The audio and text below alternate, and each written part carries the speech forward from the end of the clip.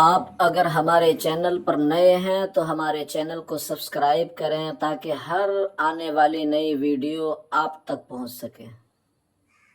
جب وہ اسے دفن کر کے لوٹا تو یاد آیا کہ رقم کی تھیلی قبر میں گر گئی۔ وہ اپنی بہن کی قبر پر آیا، اس کو کھولا تاکہ تھیلی نکالے۔ اس نے دیکھا کہ بہن کی قبر میں آگ کے شعلے بھڑک رہے ہیں۔ اس نے چوٹو قبر پر مٹی ڈالی، قبر کو بند کیا اور قبر کو برابر کر کے غمگین روتا ہوا اماں کے پاس آیا اور پوچھا، پیاری امی جان، میری بہن کے اعمال کیسے تھے؟ میری بہن کے اعمال کیسے تھے؟ کہنے لگی، بیٹا کیوں پوچھتے ہو؟ عرض کی، میں نے اپنی بہن کی قبر میں آگ کے شعلے بھڑکتے دیکھے ہیں۔ آگ کے شعلے اپنی بہن کی قبر میں بھڑکتے دیکھے ہیں۔ یہ سن کر ماں رونے لگی۔ کہا، افسوس، تیری بہن نماز میں سستی کیا کرتی تھی، تیری بہن نماز میں سستی کیا کرتی تھی اور نماز کے اوقات گزار کر نماز پڑھا کرتی تھی، یعنی جب نماز کا وقت گزر جاتا تب وہ نماز قضا کر کے پڑھا کرتی تھی۔ اللہ اکبر۔ اور مسلمانوں، یہاں ایک مسئلہ بھی سماعت فرما لیں کہ اس عبرت ناک حکایت سے معلوم ہوا کہ نماز میں سستی کرنا بہت بڑا گناہ ہے اور عذاب قبر کا سبب ہے۔ ہمیں بھی پانچوں نمازیں ذوق و شوق کے ساتھ مسجد میں باجماعت ادا کرنی چاہیے اور نماز میں ہرگز سستی نہیں کرنی چاہیے۔ نماز میں سستی ہرگز نہیں کرنی چاہیے، کیونکہ یہ منافقوں کی علامت بیان کی گئی ہے۔ جب منافقین مومنین کے ساتھ نماز کے لیے کھڑے ہوتے، مرے دل سے سستی کے ساتھ کھڑے ہوتے، کیونکہ ان کے دلوں میں ایمان تو تھا ہی نہیں، ان کے دلوں میں ایمان تو تھا ہی نہیں جس سے عبادت کا ذوق اور بندگی کا لطف حاصل ہوتا۔ صرف لوگوں کو دکھانے کے لیے نماز پڑھتے تھے۔ اللہ نے ان کے بارے میں پارہ 5 سورہ نساء آیت نمبر 142 میں ارشاد فرمایا، وَإِذَا قَامُوا إِلَى الصَّلَاةِ قَامُوا كُسَالَىٰ، فرمایا اور جب نماز کو کھڑے ہوں تو ہارے جی سے، یعنی مرے دل سے۔ تفسیر صراط الجنان میں اس آیت مبارکہ کے تحت لکھا ہے کہ نماز نہ پڑھنا یا صرف لوگوں کے سامنے پڑھنا جبکہ تنہائی میں نہ پڑھنا، یا لوگوں کے سامنے خشوع و خضوع سے اور تنہائی میں جلدی پڑھنا، یا نماز میں ادھر ادھر خیالات لے جانا، دل جمعی سے نماز نہ پڑھنا اور دل جمعی کے لیے کوششیں بھی نہ کرنا، یہ سب سستی کی علامتیں ہیں، یہ سب سستی کی علامتیں ہیں۔ افسوس سر افسوس، آج ہمارے معاشرے میں صرف سستی اور کاہلی کی وجہ سے آئے دن نمازیں قضا کر دی جاتی ہیں، جبکہ گناہوں کے ارتکاب کے لیے سستی فوراً چستی میں بدل جاتی ہے، سستی ختم کر دی جاتی ہے۔ بعض لوگ تو ایسے بھی ہیں کہ جب ان کی ایک یا چند نمازیں رہ جائیں تو ہفتوں بلکہ مہینوں تک جان بوجھ کر نماز نہیں پڑھتے، اور اگر کوئی اسلامی بھائی ان پر انفرادی کوشش کرتے ہوئے نمازوں کی ترغیب دلائے تو کہتے ہیں اب انشاءاللہ عز و جل اگلے جمعہ سے پڑھنا شروع کر دوں گا، یا پھر کہتے نظر آتے ہیں کہ آنے والے رمضان سے باقاعدہ ترتیب سے نماز پڑھنا شروع کر دوں گا۔ اللہ اکبر۔ اور مسلمانوں، گویا کسی قسم کی شرم و جھجک کے بغیر یہ لوگ کیسی بے شرمی اور بے حیائی کا ارتکاب کرتے ہیں اور کیسی بہادری دکھاتے ہیں گناہوں پر کہ معاذ اللہ میں جمعے تک اور گناہوں پر ڈٹا رہوں گا، جمعہ تک اور رب کی نافرمانی کرتا رہوں گا، رمضان تک رب کی نافرمانی کرتا رہوں گا، رب عز و جل کی نافرمانی کرتے ہوئے گناہوں سے اپنے آپ کو جو ہے میں دلیر بنائے رکھوں گا، یہ اعلان کرتے ہوئے نظر آتے ہیں۔ اور مسلمانوں یاد رکھیے، ایسی باتیں کرنے والے یہ سخت گناہگار اور جہنم کے حقدار ہیں۔ ایسے شخصوں کے تعلق سے فرمایا گیا، ایک تو نماز نہ پڑھنا اور دوسرا پھر یہ اعلان کرنا کہ میں جمعہ کے دن سے شروع کروں گا۔ کیسا جمعہ؟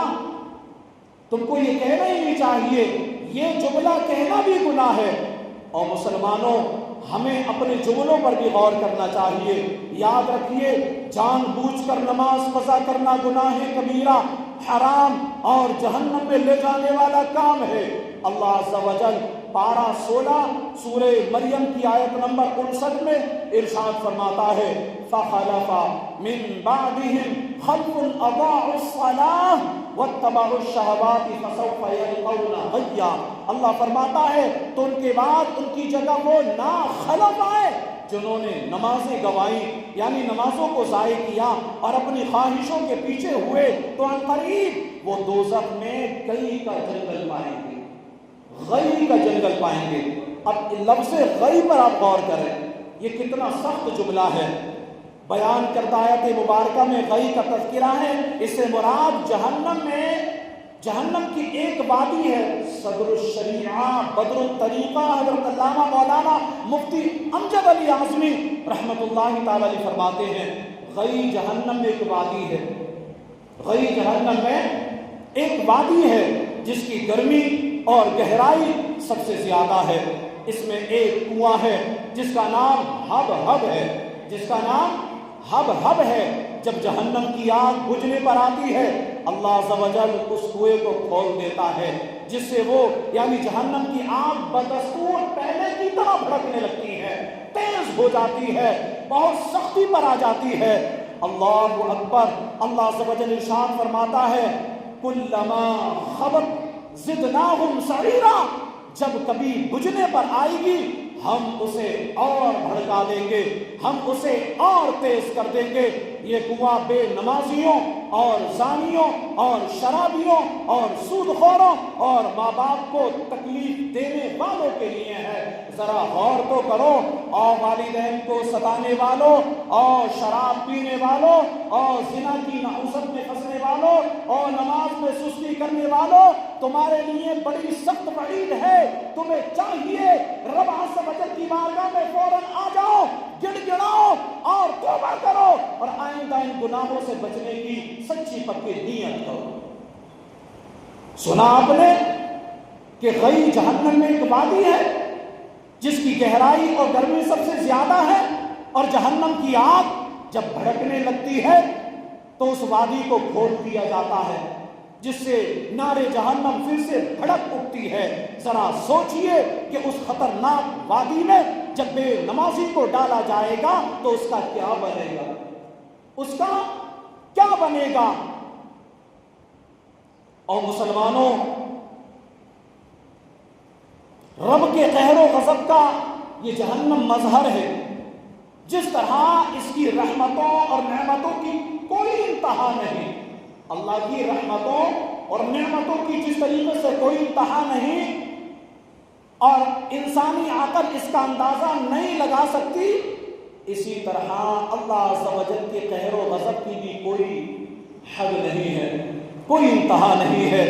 ہر وہ تکلیف دہ چیز جس کا تصور کیا جائے، مثلا کسی آلے سے زندہ انسان کے ناخن کھینچ لینا، کسی پر چھڑیاں یا لاٹھیوں سے ضربے لگانا، کسی کے اوپر وزندار گاڑی چلا کر اس کی ہڈیاں چکنا چور کر دینا، اعضاء کاٹ کر نمک مرچ چھڑکنا، زندہ کھال ادھیڑنا وغیرہ، بے ہوش کیے بغیر آپریشن کرنا، یا مختلف بیماریوں کی تکالیف، مثلا سر درد، بخار، پیٹ کا درد، یا خطرناک بیماریاں مثلا دل کا دورہ، سرطان یعنی کینسر، گردے کی پتھری کا درد، خارش، شدید گھبراہٹ وغیرہ وغیرہ، جو بھی امراض یا دنیاوی مصائب و آلام جن کا تصور ممکن ہے، وہ جہنم کی تکلیفوں کے مقابلے میں نہایت ہی معمولی ہے۔ الغرض دنیا کی ساری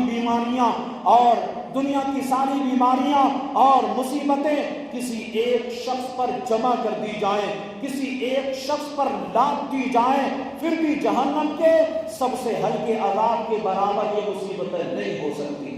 آپ ذرا تصور میں لائیں کہ جہنم کا عذاب کتنا شدید تر ہے، کتنا سخت ہے، کہ دنیا کی ساری تکلیفیں ایک بندے پر جمع کر دی جائیں، ساری مصیبتیں ایک بندے پر جمع کر دی جائیں، سارے دردوں کو ایک بندے پر جمع کر دیا جائے، پھر بھی فرمایا گیا کہ جہنم کا جو سب سے ہلکا عذاب ہے اس عذاب کو بھی یہ دنیا کے تمام عذابات نہیں پہنچ سکتے۔ جہنم کا سب سے ہلکا عذاب کیا ہے؟ تو آؤ حدیث پاک میں ہم سنتے ہیں اس بارے میں مصطفیٰ کریم صلی اللہ تعالی علیہ وآلہ وسلم کا فرمان سنیے، جس کو جہنم کا سب سے ہلکا عذاب ہوگا، میرے آقا فرماتے ہیں کہ اسے آگ کی جوتیاں پہنائی جائیں گی۔ یہ آگ کی جوتیاں یہ جہنم کا سب سے ہلکا عذاب ہے، سب سے ہلکا عذاب ہے۔ اللہ اکبر، جس سے اس کا دماغ ایسے کھولے گا جیسے تانبے کی پتیلی کھولتی ہے، کہ تانبے کی پتیلی میں پانی رکھ دیا جائے، پھر نیچے سے آگ جلا دی جائے اور تیز آگ جلے تو پانی کیسے ابالے لیتا ہے، ذرا سوچئے۔ اسی طریقے سے اس آدمی کی کھوپڑی کھولتی ہوگی، وہ سمجھے گا سب سے زیادہ عذاب مجھ ہی پر ہو رہا ہے، حالانکہ اس پر سب سے ہلکا عذاب ہو رہا ہوگا۔ اور مسلمانوں، جہنم کے عذاب سے ڈر جائیے، اپنے کمزور جسموں پر ترس کھائیے، سستی اڑائیے، گناہوں سے بچتے ہوئے نمازوں کا اہتمام شروع کر دیجیے۔ انتہائی افسوسناک بات یہ ہے کہ فضول باتوں اور کاموں میں مشغول رہ کر نمازیں قضا کر دیتے ہیں، مگر اس کا احساس تک نہیں ہوتا کہ ہم مسلسل اللہ کی نافرمانی کر رہے ہیں۔ وہ رب کائنات تو ہمیں دن رات ڈھیروں نعمتیں بن مانگے عطا فرما رہا ہے، اتنی ساری نعمتوں کی ہم پر برسات کر رہا ہے، اتنی ساری نعمتیں ہم پر بے دن مانگے عطا فرما رہا ہے، مگر ہمیں پورے دن میں صرف 5 وقت اس کی بارگاہ میں سجدہ کرنے کی توفیق نصیب نہیں ہوتی۔ افسوس کہ ہم دنیاوی بیماریوں، پریشانیوں اور تکلیفوں سے بچنے کے لیے لوگوں کے بتائے ہوئے اوراد و وظائف فوراً شروع کر دیتے ہیں۔ جی ہاں، یہی بات ہے، ہم کوئی پریشانی میں ہے، کسی آفت میں ہے، کسی آزمائش میں ہے، کسی نے کہا یہ پڑھنا شروع کر دیجئے، یہ کام کرنا شروع کر دیجئے، یہ ٹوٹا کر دیجئے، بن کسی دیری کے اس کو ہم شروع کر دیتے ہیں، اس کو ہم فوراً عمل میں لے آتے ہیں، ان اوراد و وظائف کو کر دینا شروع کرتے ہیں۔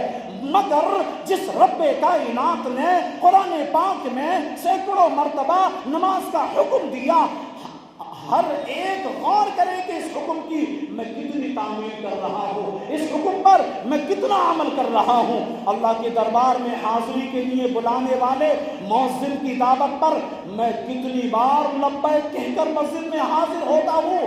ہر ایک غور کرے کہ کامیابی کی طرف بلانے والی مسجد سے روزانہ 5 بار آنے والی صدا کیا میرے کانوں سے ٹکرا کر واپس ہو جاتی ہے؟ کیا میرے کانوں سے ٹکرا کر واپس ہو جاتی ہے، یا میں سب کام کاج چھوڑ کر مسجد کی راہ اختیار کرتا ہوں؟ افسوس کہ ہم قبر کے عذابوں، جہنم کی ہولناکیوں، قیامت کی وحشتوں کا سن کر بھی غفلت کی نیند میں پڑے رہتے ہیں، ذرا بھی ہمارے اوپر کوئی اثر نہیں ہوتا۔ یہ سب کچھ کیا ہے؟ گناہ کر کر کے ہمارے دل اتنے سخت ہو گئے کہ اب کوئی نصیحت ہمارے دلوں پر اثر ہی نہیں کرتی۔ یاد رکھیے، ہر عاقل و بالغ مرد و عورت مسلمان پر روزانہ 5 وقت کی نماز فرض ہے۔ جو نماز کو فرض نہ مانے وہ دین اسلام سے خارج ہے، اگرچہ اس کا نام، اس کے دیگر کام مسلمانوں والے ہی کیوں نہ ہوں۔ اور جو نماز کو فرض کو مانے مگر ایک نماز بھی جان بوجھ کر ترک کر دے تو وہ سخت فاسق و گناہگار اور مستحق عذاب نار ہے، جہنم کے عذاب کا مستحق ہے۔ اعلیٰ حضرت امام عشق و محبت مجدد دین و ملت مولانا شاہ امام احمد رضا خان رحمت اللہ علیہ فرماتے ہیں، جس نے قصداً یعنی جان بوجھ کر ایک وقت کی نماز چھوڑی، ہزاروں برس جہنم میں اس کو رہنا پڑے گا، ہزاروں برس جہنم میں رہنے کا وہ مستحق ہوا۔ جب تک توبہ نہ کرے اور اس کی قضا نہ کر لے اس سے اندازہ لگائیے کہ جب ایک نماز کو جان بوجھ کر چھوڑنے پر ہزاروں سال تک جہنم میں رہنا پڑے گا، تو جو شخص دن بھر کی تمام نمازیں جان بوجھ کر ترک کرے، سرے سے نماز ہی نہ پڑھے بلکہ، تو وہ کس قدر سخت عذاب کا مستحق ہوگا۔ یاد رکھیے، جان بوجھ کر نماز چھوڑنے والے سے تو خود شیطان بھی پناہ مانگتا ہے۔ جی ہاں، خود شیطان بھی پناہ مانگتا ہے۔ ایک بزرگ فرماتے ہیں کہ ایک شخص جنگل میں جا رہا تھا، سفر میں تھا، ساتھ میں اس کے شیطان بھی تھا، اس کے ساتھ شیطان بھی ہو لیا۔ اس شخص نے دن بھر میں ایک بھی نماز نہ پڑھی، پورے دن میں ایک بھی نماز نہ پڑھی، یہاں تک کہ رات ہو گئی، شیطان اس سے بھاگنے لگا۔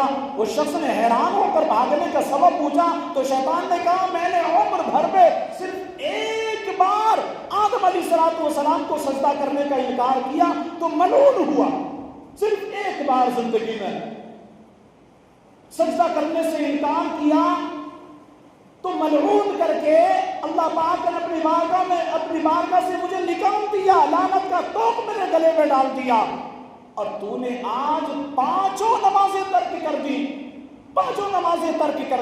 مجھے خوف آ رہا ہے کہ کہیں تجھ پر قہر نازل نہ ہو جائے، اللہ کا غضب نازل نہ ہو جائے، اللہ کا عذاب نازل نہ ہو جائے۔ او مسلمانوں، ہمیں بھی نمازوں کی پابندی کرتے ہوئے پانچوں نمازیں مسجد کی پہلی صف میں تکبیر اولیٰ کے ساتھ باجماعت ادا کرنی چاہیے۔ آئیے عذاب الہی سے خود کو ڈرانے اور نمازوں کی عادت بنانے کے لیے نماز نہ پڑھنے کی چند وعیدیں سنتے ہیں۔ حضرت سیدنا ابو درداء رضی اللہ تعالیٰ عنہ ارشاد فرماتے ہیں، میرے آقا مدینے والے مصطفیٰ صلی اللہ علیہ وسلم نے مجھے وصیت فرمائی کہ کسی کو اللہ کا شریک نہ ٹھہرانا، کسی کو اللہ کا شریک نہ ٹھہرانا، اگرچہ تمہیں ٹکڑے ٹکڑے ہی کیوں نہ کر دیا جائے یا جلا ہی کیوں نہ دیا جائے۔ فرض نماز جان بوجھ کر نہ چھوڑنا، کیونکہ جو جان بوجھ کر نماز چھوڑتا ہے اس سے امان اٹھا لی جاتی ہے۔ اور شراب ہرگز نہ پینا، کیونکہ یہ ہر برائی کی جڑ ہے، یہ ام الخبائث یعنی تمام خباثتوں کی جڑ ہے، تمام خباثتوں کی ماں ہے۔ اور ارشاد فرمایا، جس نے نماز چھوڑی تو وہ اللہ عز و جل سے اس حال میں ملے گا کہ وہ اس پر غضب فرمائے گا، اللہ اس پر غضب فرمائے گا۔ اور فرمایا، جس نے نماز چھوڑی اس نے اپنے اہل و عیال اور مال کو گھٹا دیا، اپنے اہل و عیال اور مال کو گھٹا دیا۔ اور فرمایا، جس نے جان بوجھ کر نماز کو ترک کیا تو بلا شبہ اللہ کا ذمہ اس سے بری، یعنی اللہ کا ذمہ اس سے اڑ جاتا ہے۔ مشہور مفسر قرآن حکیم الامت مفتی احمد یار خان نعیمی رحمت اللہ تعالی علیہ فرماتے ہیں، بے نمازی اللہ کی امان میں نہیں رہتا، بے نمازی اللہ کی امان میں نہیں رہتا۔ نماز کی برکت سے انسان دنیا میں آفتوں سے، مرد وقت خرابی خاتمے سے، اور قبر کے امتحان میں فیل ہونے سے، اور حشر میں مصیبتوں سے بفضلہ ہی تعالی امن میں رہتا ہے۔ یہ نماز کی برکتیں ہیں۔ اور مسلمانوں، نمازوں کے معاملے میں غفلت برتنا اللہ کی ناراضی، جہنم کی حقداری اور اہل و مال میں بے برکتی کا سبب ہے۔ اللہ عز و جل ہمیں نمازوں کی پابندی کرنے کا حکم دیتے ہوئے پارہ 2 سورہ بقرہ کی آیت نمبر 238 میں ارشاد فرماتا ہے، اور فرماتا ہے، حافظوا علی الصلوات والصلاة الوسطی وقوموا للہ قانتین۔ فرمایا، نگہبانی کرو سب نمازوں اور بیچ کی نماز کی، اور کھڑے ہو اللہ کے حضور ادب سے۔ نماز کی اہمیت کا اندازہ اس بات سے بھی ہوتا ہے کہ اللہ کے پیارے نبی حضرت سیدنا ابراہیم خلیل اللہ علی نبینا علیہ السلام نے اپنی اور اپنی اولاد کے لیے نماز قائم رکھنے کی باقاعدہ دعا مانگی ہے، جس کا ذکر قرآن پاک میں ہے۔ اللہ نے فرمایا، پارہ 13 سورہ ابراہیم کی آیت نمبر 40 میں اللہ نے فرمایا، رب اجعلنی مقیم الصلاۃ ومن ذریتی ربنا وتقبل دعا، فرمایا اے میرے رب مجھے نماز کا قائم کرنے والا رکھ اور کچھ میری اولاد کو اے ہمارے رب اور ہماری دعا سن لے۔ اور بروز قیامت بھی سب سے پہلے نماز کے متعلق ہی تو سوال ہوگا۔ کیا آپ سنتے نہیں؟ بارہا علماء کرام وعظ و تقریر میں یہ بات بیان کرتے ہیں، حدیث پاک میں ہے کہ میدان محشر میں سب سے پہلے جو حساب و کتاب کی شروعات ہوگی وہ نماز سے ہوگی۔ جس نے اس میں کامیابی پائی تو فرمایا وہ تمام منزلیں اس کے لیے آسان کر دی جائیں گی۔ بروز قیامت بھی سب سے پہلے نماز کے متعلق سوال کیا جائے گا، جیسا کہ حدیث پاک میں ہے اول ما یحاسب به العبد یوم القیامت صلاۃ، کل قیامت کے دن بندے سے سب سے پہلے اس کی نماز کے بارے میں سوال ہوگا۔ علامہ عبدالرؤف مناوی رحمۃ اللہ علیہ اس حدیث پاک کے تحت فرماتے ہیں بے شک نماز ایمان کی علامت اور اصل عبادت ہے۔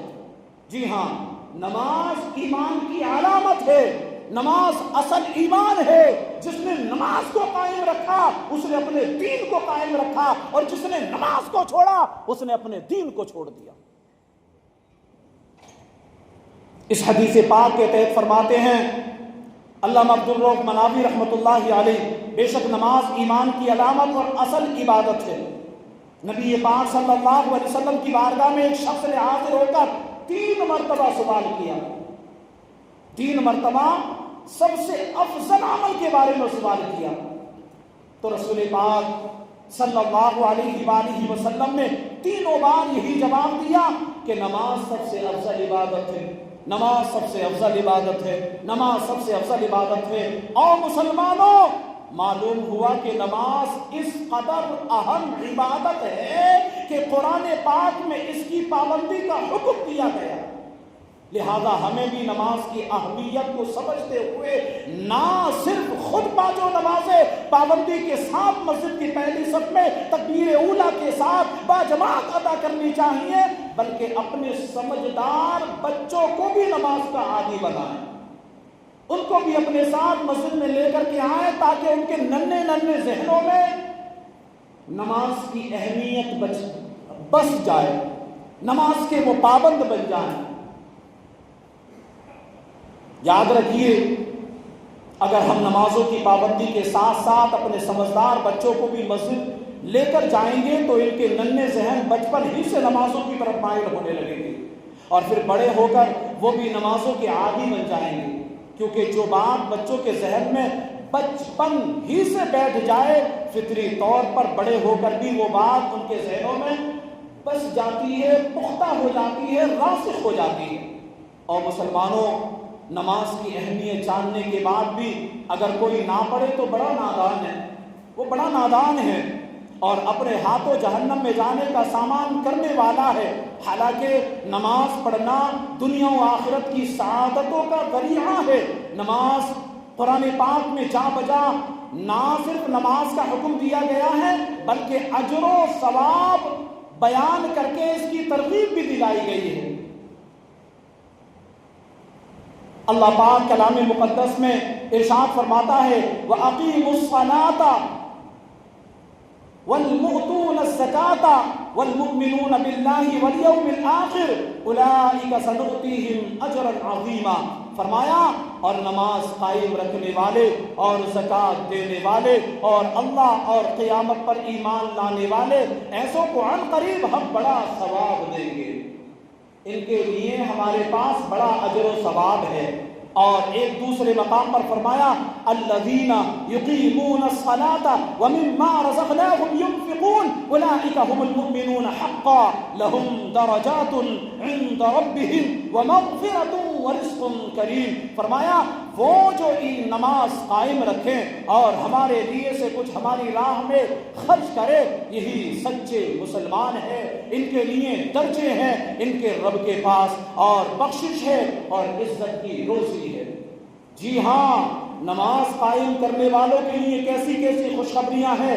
اور سنو، اللہ کلام مقدس میں فرماتا ہے وقال اللہ انی معکم لئن اقمتم الصلاۃ وآتیتم الزکاۃ وآمنتم برسلی وعذرتموہم وأقرضتم اللہ قرضا حسنا لأکفرن عنکم سیئاتکم ولأدخلنکم جنات تجری من تحتها الانہار۔